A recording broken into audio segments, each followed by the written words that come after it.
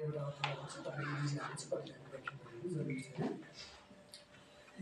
लक्ष्मी पूजा घर घर थियो राज्य लक्ष्मी रमाइन् लक्ष्मी जन्मे तर घिसरी शारदाले समाइन् लक्ष्मी माता अति पर भइन् नाम आफ्नै दिएर लक्ष्मी बाँचे धन सगजुदी मात्र पानी पिएर शिक्षा दीक्षा जब मिली गयो काव्यमा नाच्न थाले देवी पाए असल मनकी साथमा हाँस्न थाले लाला बाला पनि कति बिते चोटमा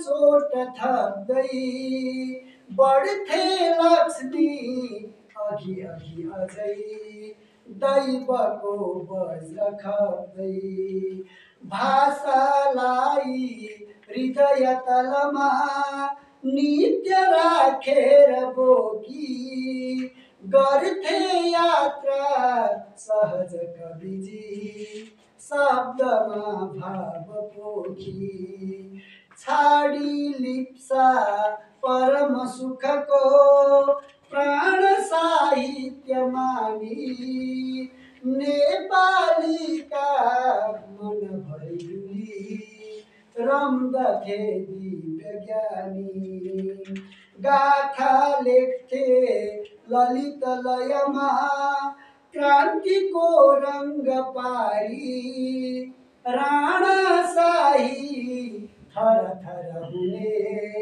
मन्त्र पढ्थे पुजारी बोकी भारी हिम शिखरमा पाउले चढ्न सके ज्वाला बाली जलरथलमा बाहुले बढ्न सके धरती काप्दा गगन भरमा चम्किए दिव्य तारा आगो खोज्दै प्रमिथस डुल्यो स्वर्ग संसार सारा लक्ष्मीको नै कदर छ यहाँ द्रव्यकै चल्छ राज खाडी जान्छन् मदन र मुना दुःख उस्तै छ आज खाडी जान्छन्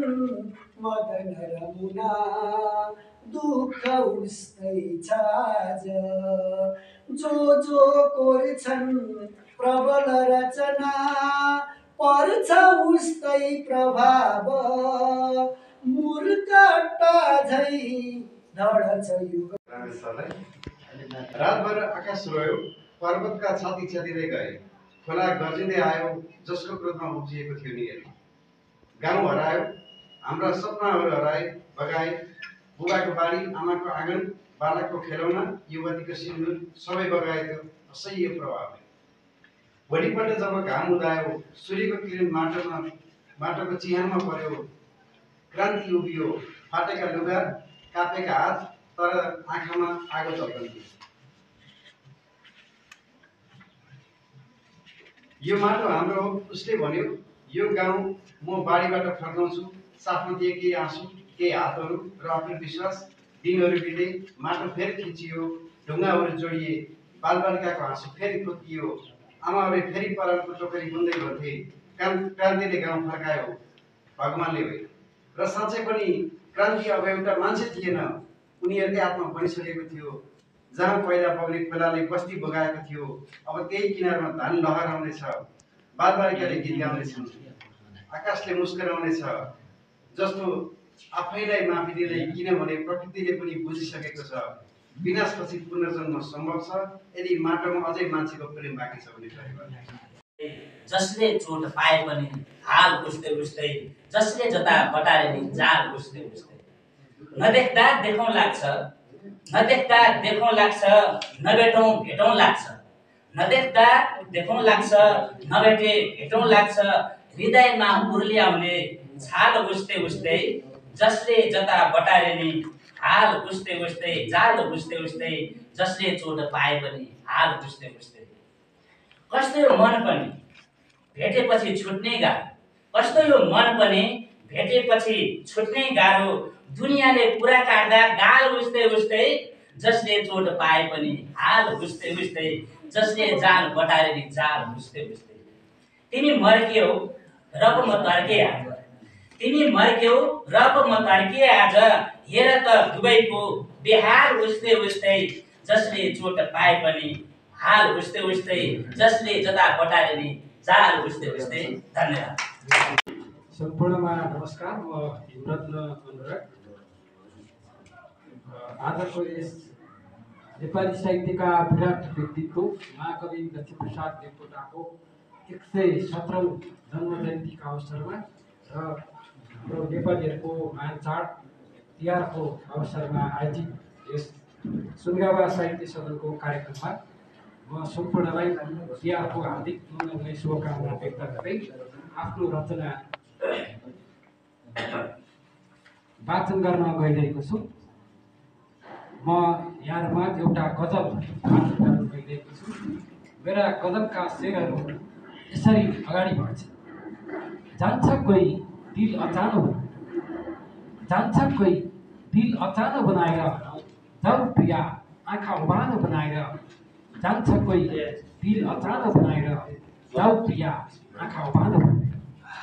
कसैले हत्केलामा राखेर यो संसार, कसैले हत्केलामा राखेर यो संसार, जान्छ दुनियाँले यति सानो बनाएर, जान्छ कोही दिल अचानो बनाएर, जाऊ प्रिया आँखा उभानो बनाएर।